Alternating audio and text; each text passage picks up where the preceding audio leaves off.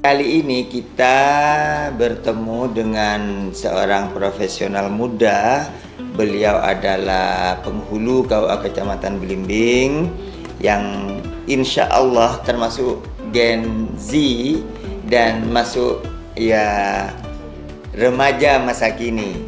Karena kita nanti akan sekitar 1 jam ke depan akan berbincang tentang pergaulan remaja, di mana saat ini akan dikaitkan dengan penurunan jumlah angka pernikahan di Indonesia. Kalau menurut berita dihitung-hitung sejak tahun 2018 sebelum COVID melanda sampai saat ini penurunannya itu sangat signifikan. 2018-2019 ada sekitar 2 juta pasangan yang menikah di Indonesia. Saat ini tinggal sekitar 1.500.000 atau 1.600.000, begitu banyak penurunannya. Oleh sebab itu maka nanti kita akan membincang itu. Sebelumnya tolong dipersiapkan semua like, komen, jangan lupa mungkin hadiahnya ya di TikTok kami biar kami semakin bersemangat. Sebelum dilanjutkan, marilah kita awali, kita buka dengan membaca Ulumul Quran, Al-Fatihah.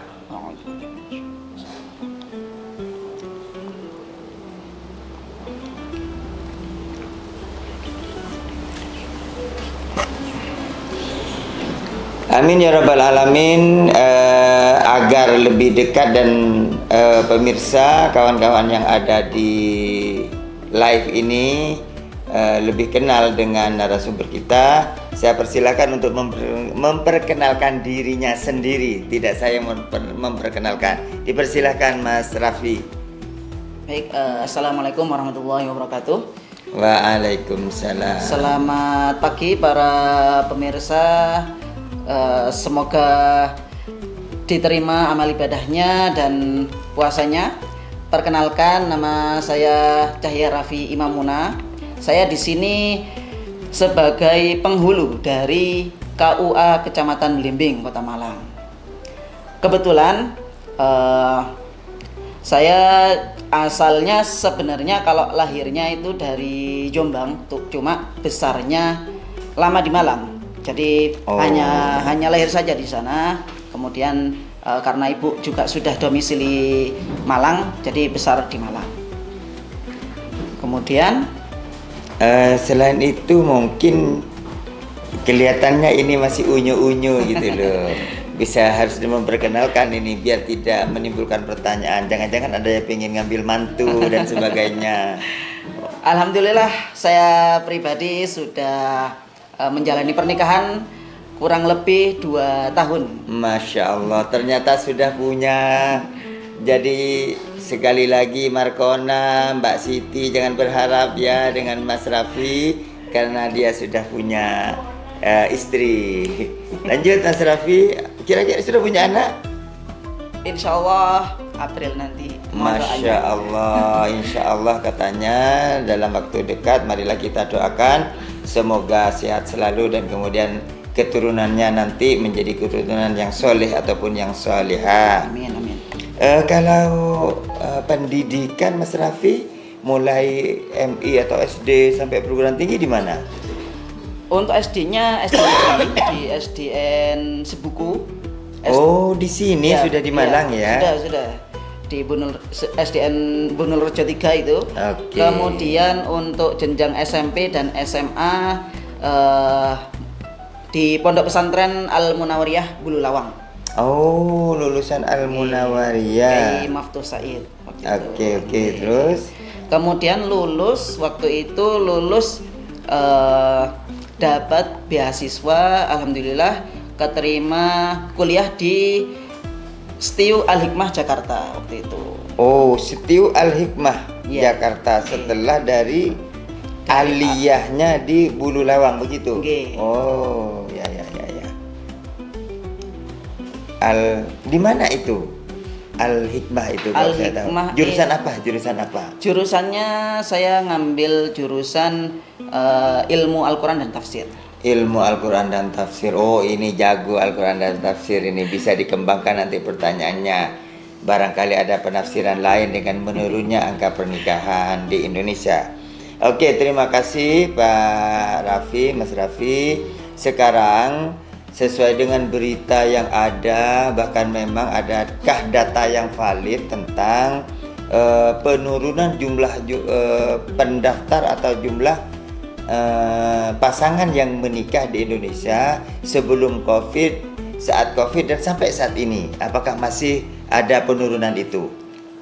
Jadi kalau bisa dilihat dari data BPS atau data Badan Pusat Statistik, itu badan di Indonesia yang menangani statistika banyak hal di Indonesia, salah satunya jumlah perkawinan. Jadi di tahun 2011 itu pernikahan itu hampir mencapai 2.500.000. 2011. 2011. Oh, sudah lama ya, terus? Sejak 2011 itu mengalami penurunan sampai tahun 2016. Itu sekitar setiap tahunnya 100.000. Gitu ya. Jadi sudah ada penurunan sekitar 100.000 se-Indonesia. Gitu. Terus selanjutnya setelah 2016, nah 2017, 2018 itu meningkat. 2017 meningkat sekitar 100.000, kemudian 2018 meningkat 100.000 lagi. Normal. Jadi kembali lah, kembali. Bisa dikatakan normal kembali. Setelah itu kan ada COVID. Ya. Dunia ada COVID, ada pengaruhnya enggak? Tahun-tahun COVID antara 2019, 2020, 2021 dengan jumlah pernikahan di Indonesia. Kalau pengaruhnya, kalau dilihat dari statistiknya, itu sebelum COVID itu sudah mengalami penurunan. Jadi 2018 itu kan sebelum COVID. 2018 ke 2019 itu sudah mengalami penurunan. Sampai tahun 2024 itu menurun terus. Sampai tahun 2024 menurun terus. Kira-kira ada enggak perkiraan berapa banyak sih? Misalnya 2020 dengan 2022. Kan awal berhentinya COVID itu 2022. 2022 itu sebenarnya kalau dari grafiknya dari 2020 ke 2022 itu tetap mengalami penurunan. Tetap mengalami penurunan. Sampai 2023 masih penurunan. 2023 masih penurunan. 2024 itu penurunan. Jadi sekitar memang 600.000 perkawinan menurun. Oh, begitu. Dari 2025. Nah, 2025 ini kemarin alhamdulillah mengalami sedikit kenaikan, sekitar 2.000 perkawinan. Naiknya sedikit tapi. Oke, itu mungkin pemirsa semua sudah tahu ternyata di Indonesia itu tidak main-main. Banyak terjadi penurunan jumlah pasangan yang menikah yang tercatat di kantor urusan agama di seluruh Indonesia. Nah, kira-kira penyebabnya itu apa? Nanti kita akan berbicara lebih luas dengan narasumber kita. Namun sebelum masuk ke situ, saya ingat kalau tidak salah ada perubahan usia minimal dari pasangan muda yang mau menikah. Itu kira-kira berapa usia minimal? Sebelumnya barangkali kalau tidak salah sebelumnya kalau perempuan masih 16 tahun boleh? 16 tahun. Jadi di Undang-Undang tahun 74 itu usia perkawinan kalau laki-laki minimal 19 tahun, perempuan minimal 16 tahun. Kemudian sejak 2016 diperbarui undang-undang itu direvisi. Pada poin itu diubah bahwa usia menikah untuk perempuan diubah minimal 19 tahun. Jadi sama-sama 19 tahun. Oh, jadi mulai 2016 ya ada perubahan usia minimal pasangan yang boleh menikah menurut undang-undang. Menurut undang-undang. Yang dulunya laki-laki 19, perempuan 16 menjadi sama-sama 19 tahun. Ya. Nah, kira-kira dengan pengaruh itu, dengan undang-undang berubah itu, ada enggak pengaruhnya dengan penurunan jumlah pernikahan? Pengaruh undang-undang perubahan usia minimal terhadap penurunan angka perkawinan. Kira-kira ada enggak? Nah, kalau dari data yang saya baca atau saya dapatkan itu ada, ternyata penurunan angka perkawinan ini salah satunya faktornya adalah karena perubahan undang-undang tersebut. Jadi di bawah usia yang ditetapkan undang-undang itu kan disebutnya usia dini, pernikahan usia dini. Jadi pernikahan usia dini setelah terbitnya undang-undang tahun 2016 itu pernikahan usia dininya mengalami penurunan. Berarti bisa disimpulkan sementara bahwa dengan adanya undang-undang ini penekanan jumlah pernikahan usia anak atau usia dini itu dapat dinyatakan berhasil, sehingga usia di bawah 19 tahun semakin sedikit ya untuk melaksanakan pernikahan. Alhamdulillah, dan semoga ini membawa efek positif bagi kita semua, bagi masyarakat Indonesia secara umum untuk menyongsong Indonesia Emas pada tahun 2000 berapa Indonesia Emas? 2045. Mudah-mudahan mendukung itu. Nah, sekarang dikhawatirkan dengan masuknya dunia digital di berbagai pergaulan, dengan bebasnya manusia, anak-anak, remaja-remaja mengakses berbagai informasi dari medsos, media sosial, dikhawatirkan ada efek negatif dari perbuatan itu yang akan mempengaruhi pada jumlah pendaftar nikah. Apakah kira-kira menurut Mr. Raffi ini ada ndak hubungannya, dan bagaimana pergaulan remaja saat ini? Monggo dijelaskan. Oke. Tolong ya para remaja yang sedang duduk-duduk, nongkrong-nongkrong, silahkan simak. Pergaulan remaja masa kini efeknya kepada penurunan pernikahan seperti itu. Misalnya begitu.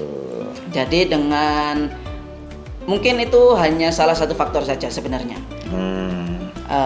Kita bedah dulu mungkin dari segi situnya, dari segi pergaulan remaja masa kini. Jadi pergaulan anak-anak remaja masa kini itu kan banyak media sosial, kemudian pergaulannya pun menurut saya lebih bebas daripada tahun-tahun dulu ya. Sebelumnya karena ya. Saya juga pernah sebelumnya di sekolah. Atau pernah jadi remaja ya? Iya, pernah jadi remaja. Oh begitu, ya betul. Kita semua pernah jadi remaja. Dan remaja-remaja belum tentu pernah menjadi seusia kita. Oke, lanjut Pak Raffi. Jadi memang pergaulan itu salah satunya dampaknya ke penurunan pernikahan. Jadi kalau di zaman sekarang itu misalnya ada istilah living together. Oh, living together. Ya. Apa itu ya? Takutnya ada mbok-mbok, emak-emak juga nggak ngerti, karena pemirsa kita ini banyak dari usia-usia tua juga. Jadi living together itu hanya istilah kerennya. Kalau dulu mungkin istilahnya itu kumpul kebo mungkin. Masya Allah, kasihan kebo. Anda menjadi kambing hitam padahal kambing yang hitam tidak ngapa-ngapain. Oh ya, living together. Jadi, atau ya kumpul kebo katanya. Enggak, lanjut. Jadi para remaja mereka itu belum mempunyai hubungan pernikahan yang sah, tetapi sudah tinggal serumah, itu living together seperti itu. Oke. Masa ada begitu ya? Kalau Kira-kira ada ya. Itu kalau apa bisa merambah ke remaja-remaja kita yang usia sekolah atau mahasiswa-mahasiswi apa bisa merambah ke sana kira-kira? bisa merambah ke sana. Hmm. Kalau sebenarnya di Malang sendiri sebagai kota kota pendidikan dan banyak kampus yang ada di Malang, itu kan meningkatkan banyaknya pelajar dari luar daerah yang tinggal di Malang. Otomatis mereka tinggal di Malang, entah ngekos, entah tinggal di pesantren, tapi banyak dari luar Malang karena banyak kampus juga di Malang. Nah, kalau karena saya juga main sosial media gitu ya. Termasuk Gensi main sosial media. Di beberapa ya kayak komentar netizen seperti itu ada memang pergaulan bebas. Di Malang sendiri ya katanya di media di media katanya informasi gitu dari media itu katanya banyak juga di Malang, di kota Malang, karena banyak pengunjung dari luar daerah itu yang tinggal di Malang, tinggal di kos-kosan tanpa sepengetahuan atau dari pantauan orang tua. Jadi mereka bebas gitu kan. Oh gitu. Dan kira-kira ada ndak apa yang ingin dilakukan oleh kantor urusan agama atau penghulu atau penyuluh mungkin untuk meminimalisir lah paling tidak pergaulan negatif di anak muda ini? Hal yang dilakukan oleh KUA untuk meminimalisir pergaulan para remaja ini, kami mengadakan beberapa kegiatan yang itu ditujukan untuk para remaja. Ada misalnya BRUS, yaitu bimbingan remaja usia sekolah. Itu ditujukan pada usia anak SMP, SMA. Oh begitu. Selain itu ada lagi? Selain BRUS ada juga BRUN, bimbingan remaja usia nikah. Ini sasarannya adalah para remaja yang sudah siap memasuki usia pernikahan seperti di mahasiswa. Itu BRUN. Begitu. Alhamdulillah, insya Allah dengan adanya BRUS, dengan adanya BRUN bisa untuk meminimalisir paling tidak untuk membangun, menguatkan karakter agama remaja sehingga tidak terjerumus ke perbuatan negatif dalam pergaulan begitu.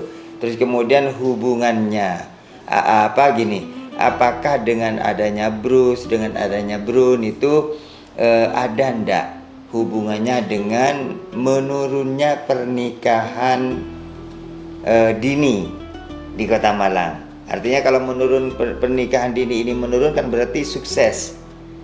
Karena sekarang yang lagi dikampanyekan cegah pernikahan anak atau cegah pernikahan usia dini sehingga siap secara mental, siap secara fisik, siap secara sosial dan siap secara ekonomi. Barangkali kan begitu.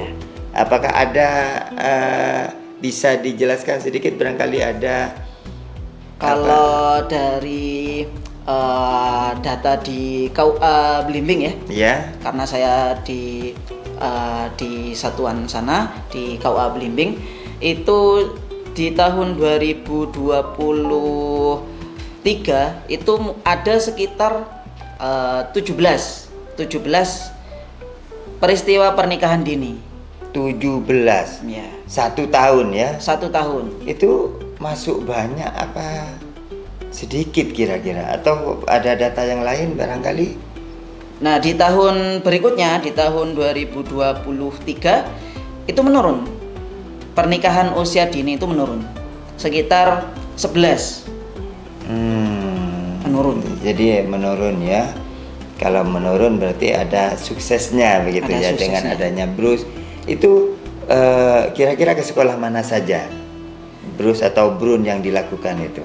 Brus atau brun, Apakah sekolah negeri atau ke sekolah-sekolah swasta juga?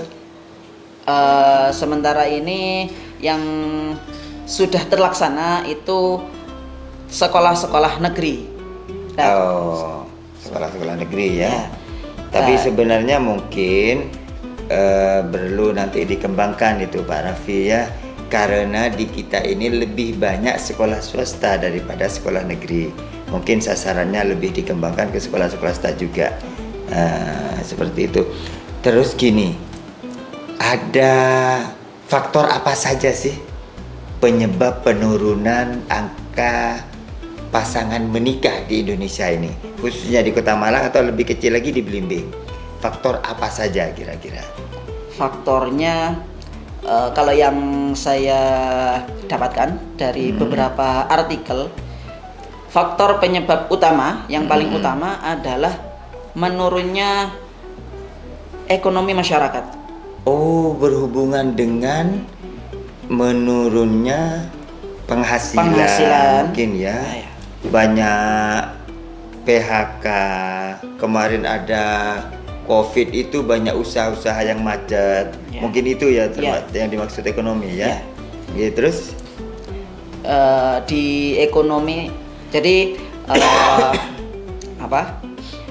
penghasilan masyarakat menurun, kemudian standar menikah naik.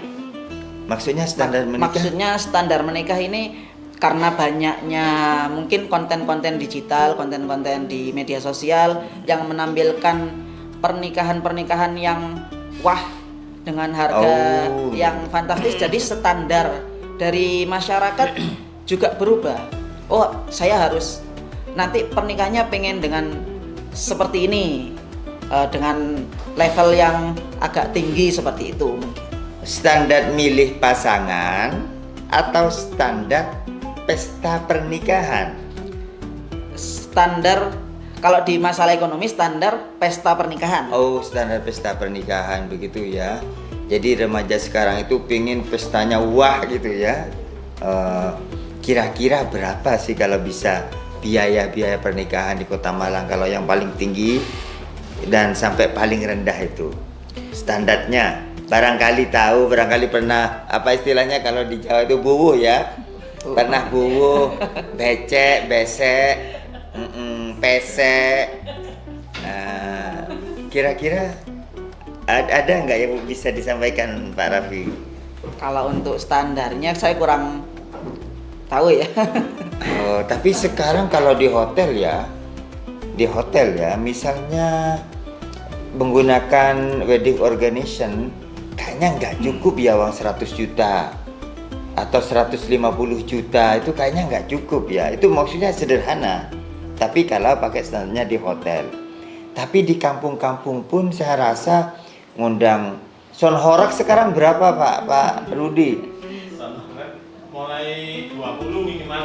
Minimal itu ya. Lo coba ngundang soundnya aja minimal sudah segitu, bisa sampai 50 sampai lebih kan sound horeg itu. Bahkan kemudian setelah ngundang sound horeg, kerugian yang ditimbulkan, misalnya ada genteng pecah, kaca pecah, kan ganti. Wah, tambah membekas. Jadi standar-standar seperti itu mungkin perlu diminimalisir. Yang terpenting bagaimana tujuan dari menikah, bahwa kemudian bisa mengundang sahabat, kerabat dan sebagainya, itu bisa terlaksana. Hal-hal yang kemudian tidak penting dan menimbulkan bahaya mungkin bisa dihindari. Nah, itu dari ekonomi ya persoalannya. Dari ekonomi. Tapi takutnya jangan-jangan begini, karena penurunan penghasilan dan sebagainya, masyarakat menjadi anak muda ini menjadi takut menikah, begitu apa Anda? Sebenarnya kalau di Belimbing kemarin kan juga sempat kita live. Iya. Pakai akun media sosialnya Belimbing. Itu kemarin Mas Faiz juga sempat juga ngobrol dengan salah satu audiens itu. Kalau di TikTok itu kan bisa diundang ya, bisa diundang, bisa tatap muka bersama gitu. itu sempat bertanya kenapa kok belum menikah gitu. Lah beliau audiens ini menyatakan bahwa itu tadi masalah ekonomi.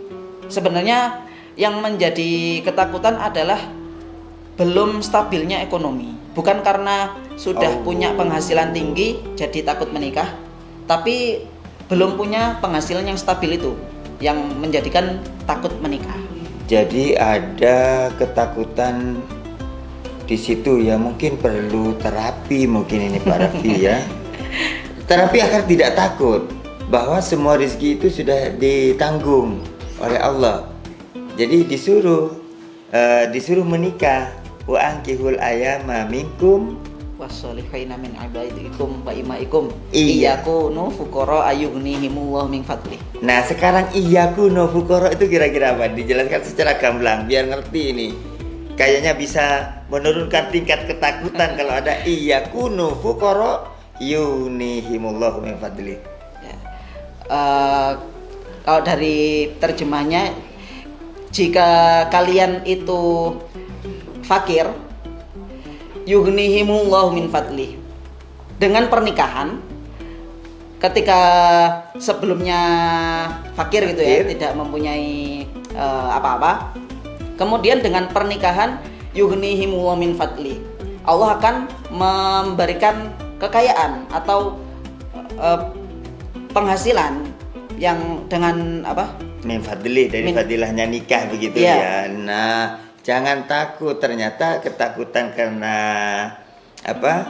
Karena ekonomi kurang stabil dan sebagainya. Ini butuh kekuatan dalam hati masing-masing dan menumbuhkan kepercayaan bahwa Allah akan menjamin iyakunu fuqara yughnihimullahu min fadli. Contohnya ini Pak Raffi ini. Contohnya ini bisa dicontoh ini. Umur 19 tahun sudah mau punya anak. Umur berapa Pak Raffi? Umur 29. Oh, ini sudah iya ternyata hilang 10 tahun. Jadi bagi sahabat-sahabat remaja, adik-adikku, jangan pernah takut. Yang terpenting Anda sudah kesiapan mental, spiritual. Kemudian dengan usaha yang maksimal, maka insya Allah ayat Allah tadi akan menjadi kenyataan. Jadi jangan pernah takut, tapi satu, mental spiritual dikuatkan, kemudian berusaha semaksimal mungkin untuk semua apa yang dilakukan menjadikan sebuah ibadah. Kira-kira ada faktor lain enggak? Faktor lain selain ekonomi itu selain tadi.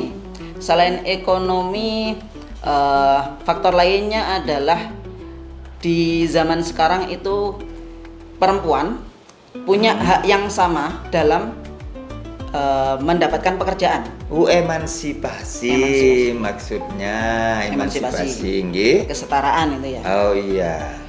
Nah, apa hubungannya? Hubungannya ketika jadi wanita yang mendapatkan pekerjaan, kemudian apa ya, penghasilannya misalnya layak gitu ya, otomatis kebanyakan perempuan itu akan mencari laki-laki yang di atas dirinya, seperti itu. Oh, ya manusiawi ya. Ya. Hai, remaja-remaja putri, adakah yang mau dengan yang belum berpenghasilan? Nah itu, memang itu manusiawi. Ya. Tapi jangan-jangan bisa jadi ada juga hubungannya dengan ketika mau laki-laki mau perempuan, remaja ini sudah asik dengan dunia kerjanya, bisa lupa dengan mau menikah. Apa bisa begitu Pak Raffi? Bisa begitu karena mungkin mengejar karirnya, jadi dia merasa pernikahan itu tidak diperlukan seperti itu. Tapi perlu diusahakan apa enggak kayaknya ini gitu? Diusahakan perlu. Oh, perlu diusahakan. Jadi begini, mungkin bisa saya tarik sedikit dari Pak Raffi ini. Semakin sukses seorang perempuan, remaja perempuan entah itu di karir, entah itu pendidikan, maka bisa jadi dia akan milih-milih kan, Ya. milih-milih untuk menerima laki-laki dalam kehidupannya, mungkin begitu. Contoh, kalau perempuan misalnya dia pendidikan S3, kayaknya mikir-mikir ya untuk menerima laki-laki lulusan SMA. Apa bisa begitu ya? Ya, termasuk faktor salah satunya adalah bertambahnya pendidikan. Terutama wanita. Ketika wanita itu misalnya pendidikannya tinggi, S2 atau S3, ya dia akan berpikir ulang seandainya dia menerima laki-laki yang hanya lulusan SMA. Tapi berbanding terbalik, misalnya laki-lakinya yang berpendidikan tinggi, ya dia no problem apabila mendapatkan wanita yang di bawahnya. Ada apa ya istilahnya yang seperti itu ya? Standarnya. Enggak, kalau gini loh, maksudnya mungkin karena laki-laki itu punya tanggung jawab Ya. sebagai kepala keluarga. Ar-rijalu qawwamuna 'alan nisa. Padahal perempuan pun punya tanggung jawab sendiri yang lebih ribet, yang lebih sibuk kan begitu. Jangan-jangan karena seperti itu maka laki-laki di pandangan masyarakat awam mungkin nggak apa-apa mendapat wanita atau mendapat calon istri yang standarnya ada di bawah, karena dia yang akan membimbing, dia yang akan bertanggung jawab. Kalau perempuan mungkin juga akan memiliki pemikiran yang berbeda. Saya seorang dokter, masa saya mau dengan lulusan SMA misalnya. Tapi ini mungkin di fikih disebut kafaah ya, sekufu termasuk di situ. Termasuk di situ. Apa juga termasuk masalah pekerjaan? Termasuk masalah pekerjaan. Bisa sedikit kafaah itu apa sedikit misalnya Pak Raffi? Kafaah itu ya kayaknya di hukum Islam dianjurkan ya. Iya. Dianjurkan ya, harus sekufu gitu ya. Misalnya ya sekufu ini tidak terbatas hanya dari pendidikan sebenarnya. Tapi dari segi ekonomi mungkin juga termasuk harus mencari yang sekufu, atau sekufu ini artinya adalah setara seperti itu. Oh, ada anjurannya enggak atau ada dalilnya kira-kira tentang kafaah ini? Katanya seingat saya ya, mohon maaf karena saya juga bukan ustadz ya, nggak tahu. Katanya begini, carilah pasangan yang oleh kamu itu karena 4 sebab ya. Yang pertama karena kecantikannya. Yang kedua karena kekayaannya. Yang ketiga karena nasabnya, keturunan. Yang keempat baru apabila yang ini sama, maka yang dipilih itu yang paling kuat agamanya, kan begitu ya.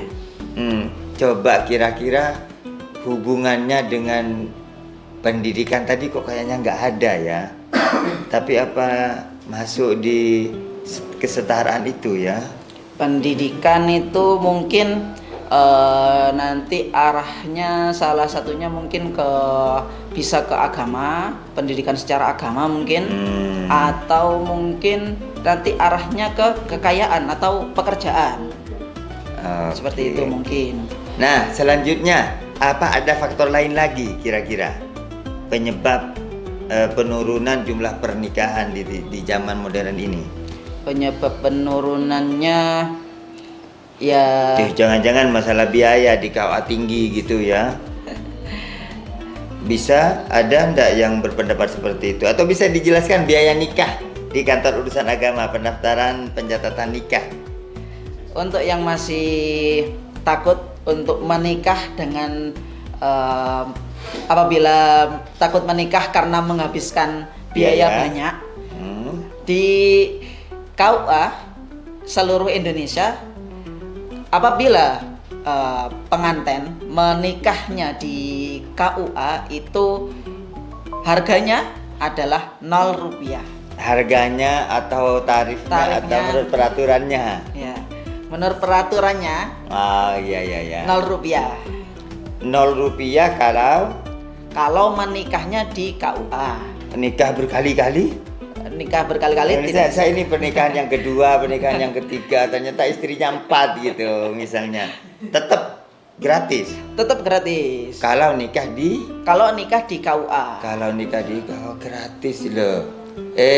Mas, Mbak, para remaja, gratis ya pada jam kerja nikah di KUA. Ayo rombongan, jangan takut. Rombongan, tapi ya itu tadi pastikan Anda siap bertanggung jawab. Mungkin ada yang lain lagi. Jadi mungkin ini ya, efek dari penurunan pernikahan terhadap Indonesia itu apa sih? Nah, mungkin itu kira-kira iya. Ada ndak mungkinnya efek negatif atau efek positif dari penurunan jumlah pernikahan di Indonesia, atau yang ditakutkan kira-kira apa? Dikhawatirkan. Oh iya.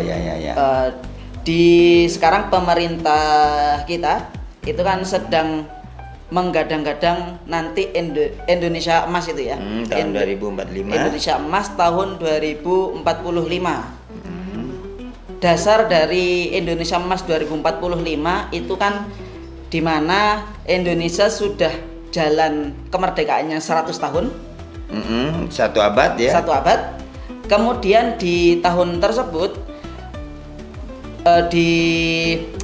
diprediksi bahwa usia produktif atau usia anak mudanya itu lebih banyak daripada usia yang tua. Oh, tahun 2045. 2045. Sekarang masih banyak yang tua ya.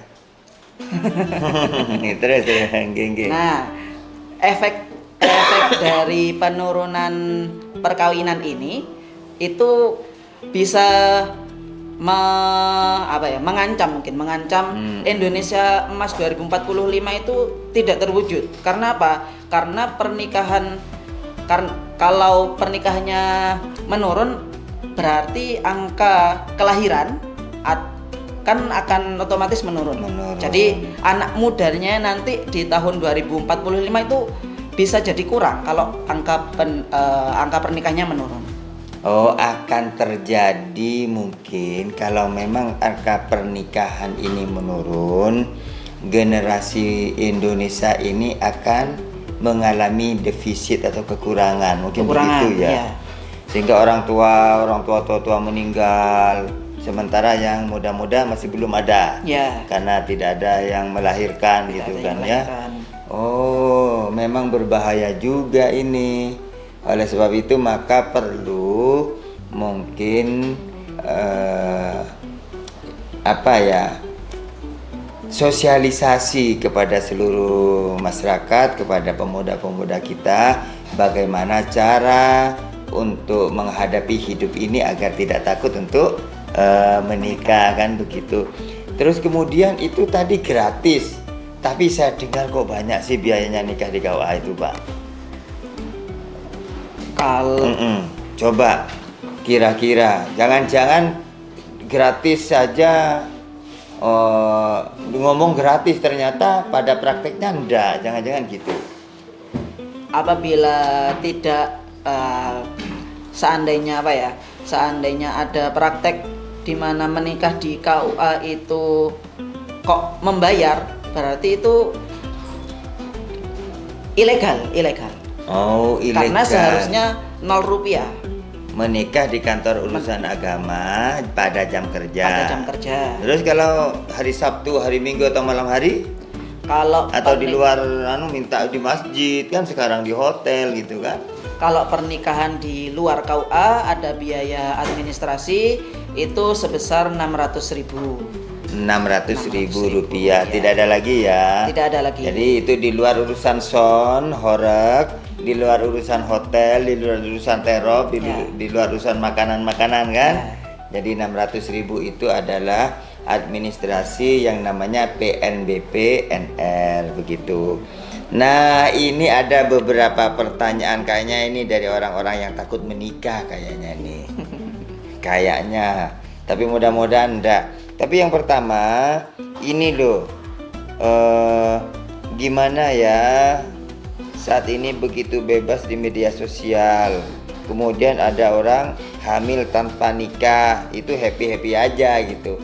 Solusi penghulu atau kantor urusan agama kira-kira apa? Gimana, Pak? Ya ada orang mungkin ya, apa pernah menemui nggak orang datang mau daftar nikah ternyata sudah halim, sudah hamil misalnya. Pernah kalau menemui pernah. Dan kelihatan tidak menyesal sih, biasa-biasa saja. Terus kemudian dia masuk ke salon apa dan sebagainya. Solusi untuk agar itu tidak terjadi kira-kira apa? Solusi agar tidak terjadi hal yang dilakukan oleh KUA ya itu tadi termasuk brus atau brun, itu di sana kami melakukan penasehatan mungkin ya, atau wejangan bimbingan kepada para remaja agar apa ya, untuk mungkin siap dalam memasuki pernikahan nantinya, seperti itu. Kira-kira kenapa ya? Mohon maaf, nggak pernah nanya. Kok begitu mudah gitu ya? Kemudian melakukan satu pergaulan sehingga hamil sebelum nikah gitu. Apa kira-kira mereka kok berani begitu ya? Apa karena memang zaman media sosial ini? Salah satunya zaman media sosial ini banyak mungkin media sosial di lain sisi membawa manfaat, tapi di sisi yang lain media sosial juga membawa mudarat. Banyak mudarat yang dihasilkan dari media sosial, tergantung bagaimana penggunanya memanfaatkannya sebagai sarana seperti itu. Oh begitu. Ada pertanyaan-pertanyaan barangkali ini dari pemirsa yang ada di luar. Ada yang ini, Assalamualaikum Kus. Waalaikumsalam warahmatullah. Kepada siapa ini? Ngefam Reborn. Terus baru keluar, wajahnya kok enggak ada. Loh, wajahnya siapa yang enggak ada? Sudah ada sekarang. Mungkin tadi pertama ya. Atau mungkin Mas Raffi ini mengeluarkan kesaktiannya Malik Rupo sehingga wajahnya enggak kelihatan. Sudah kelihatan wajahnya. Terus ada ini pertanyaan. Remaja takut nikah tapi milih living together. Apakah bisa dijelaskan Pak Ustadz itu? Sebenarnya kan nggak milih ya. Living together itu pilihan apa enggak Pak? Saya nggak usah nikah dulu, living together aja.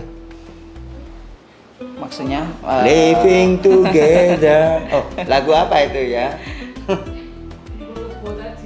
Ya itu pilihan, tapi pilihan yang salah. Daripada living together kan lebih baik sekalian saja menikah seperti itu. Oh, tapi bukan gaya hidup remaja saat ini. Ya, beberapa mungkin melakukan seperti itu ya. Oh, mungkin Ustadz ini tidak pernah nonton drakor sama Dracin. Di drakor itu kalau tidak salah, ini ibu-ibu ini pemirsa, remaja-remaja pemirsa mungkin pernah ikut nonton drakor ya. Di drakor itu ternyata memang kumpul-kumpul dulu kayaknya ya. Terus kemudian bangga ketika sudah ada isinya, terus mau bertanggung jawab kayak gitu. Tapi ini bukan hanya di drakor. Saya mau bercerita sedikit. Waktunya masih banyak ya. Saya mau bercerita sedikit. Pernah saya di satu tempat, di satu wilayah Kota Malang, berurusan dengan yang namanya living together dan kemudian hamil duluan. Ketika mendaftar di kantor urusan agama, ditegur sama bapak penghulu, Bu, gimana kejadiannya? gimana penjagaannya ibu bapak terhadap anak kok bisa hamil duluan. Dikira oleh penghulu ini jawabannya, mohon maaf Ustadz saya punya, ternyata enggak. Jawabannya malah begini, ya alhamdulillah Pak Ustadz gitu kan. Itu loh mbaknya sudah nikah 3 tahun belum punya anak. Alhamdulillah anak kedua ini tanpa menikah sudah hamil, katanya begitu. Wah, ini kayaknya apa yang bisa ditangkap kalau ada yang seperti itu Pak Ustadz? Ya, Mr. Raffi ini mungkin dari segi mungkin kosongnya ilmu agama ya. Ya, pendidikan. Dari segi pendidikan, tidak hanya pendidikan anaknya, ya itu berarti pendidikan orang tuanya, seperti itu. Nah, ini berarti tugas panjenengan semakin banyak ini. Lah iya kok bisa ya? Anaknya hamil bukan malah bingung tapi malah gembira. Itu loh mbaknya sudah nikah 3 tahun belum punya anak. Ini belum nikah sudah hamil. Alhamdulillah katanya. Nah, Bu, apa ini yang harus dilakukan kira-kira untuk agar tidak terjadi yang seperti ini? Ya, malah ini berat ini tugasnya Pak Penghulu ini. Tugas sosialnya terutama ya, membangun atau bagaimana keagamaan atau penerapan agama spiritual di masyarakat itu bisa mempengaruhi gaya hidupnya, kan begitu. Mungkin ini perlu diprogramkan ke depan, harus bukan hanya brus-brun, tapi juga ada pembinaan terhadap manten-manten yang tua. Apakah pembinaan ekonominya, apakah pembinaan rohaninya, itu mungkin ini menjadi penting. Ini ada pertanyaan, apakah sama istilah pernikahan dini dengan pernikahan anak-anak? Karena menurut undang-undang usia anak 18 tahun gitu katanya. Undang-undang yang mana ya? Perbedaan nikah dini dengan nikah anak? Perbedaan nikah dini dan nikah anak Kira-kira apa? mungkin lihat dininya mungkin gitu. Kalau dininya sudah tua, dini bukan nama orang ini ya. Tak kira dini nama orang. Ya. Kira-kira apa itu, Pak Raffi? ya kalau dari undang-undang tahun 2016 itu, pernikahan yang dilakukan di bawah usia 19 tahun itu termasuk pernikahan dini dan pernikahan anak. Dan harus seandainya ada seseorang pemohon berusia di bawah 19 tahun yang ingin melaksanakan pernikahan, maka dia harus meminta dispensasi usia ke pengadilan agama. Mungkin mohon maaf, yang ini hampir tidak ada bedanya sih mungkin sebenarnya ya. Cuma bahasa pernikahan dini itu pernikahan sebelum waktunya. Itu dianggap dini, sama dengan panen dini. Jadi masih belum waktunya panen sudah dipanen, mungkin begitu. Yang sekarang dalam peraturan, dalam perundang-undangan, dalam istilah buku, dalam istilah peraturan beragama dan sebagainya, tidak ada istilah pernikahan dini. Ada pernikahan anak. Artinya pernikahan anak itu adalah pernikahan yang kategori usianya masih belum masuk pada kategori usia minimum di peraturan perundang-undangan tentang perkawinan, yaitu Undang-Undang Nomor 1 Tahun 74. Di situ 19 tahun kayaknya minimal. Tapi banyak macam sih. Cakap hukum misalnya, dianggap cakap hukum di Indonesia itu kalau sudah umur berapa? 17 ya. Sudah bisa mendapatkan KTP. 17. Atau 21 tahun yang bisa dianggap cakap hukum, bisa bertanggung jawab. Kalau di dalam perkawinan, cakap hukum atau bisa bertanggung jawab sendiri itu kalau usianya sudah 21 tahun ke atas. Kalau sebelum itu maka harus ada izin dari orang tua. Jadi begitu. Persoalan dewasa itu kayaknya persoalan pilihan. Karena dewasa itu mungkin bisa dilihat dari satu perbuatan. Gimana kalau usianya 54 masih main layangan dan ngejar-ngejar layangan. Nah, itu kan belum dewasa. Belum dewasa, tapi secara usia sudah masuk. Mungkin begitu ya. Jadi pernikahan dini dan pernikahan anak itu hanya istilah penyebutan saja yang berbeda. Di masyarakat biasanya disebut nikah dini karena belum waktunya menurut undang-undang sudah melakukan pernikahan. Mungkin begitu. Ada lagi pertanyaan barangkali? Tidak ada. Karena tidak ada pertanyaan lagi, barangkali ada closing statement dari Mr. Raffi tentang pernikahan tentang menurunnya jumlah angka perkawinan di Indonesia ini. Closing statement dari saya, jangan takut menikah. Insya Allah setelah menikah ada saja jalannya, ada saja rezekinya, tetapi ya tetap perlu diusahakan, tidak cukup berdoa saja. Dan kami di KUA juga sudah ada layanan menikah gratis di KUA. Mungkin bisa meringankan atau sebagai pilihan yang kekurangan biaya, mungkin bisa melakukan pernikahan di KUA dengan biaya 0 rupiah atau 0 rupiah gratis, tetap mendapat buku nikah. Jadi jangan takut, yang terpenting persiapkan mental Anda, harus siap jasmani, rohani, dan ekonomi. Kalau seperti itu, maju ke pelaminan sudah tidak ada keraguan lagi. Semoga sukses dan sampai berjumpa besok hari dengan program dengan channel Kementerian Agama ini di tema yang berbeda. Marilah kita tutup bersama-sama dengan membaca doa kafaratul majlis. Subhanakallahumma wa bihamdika asyhadu an la ilaha illa anta astaghfiruka wa atubu ilaik. Assalamualaikum warahmatullahi wabarakatuh. Salam integritas. Salam.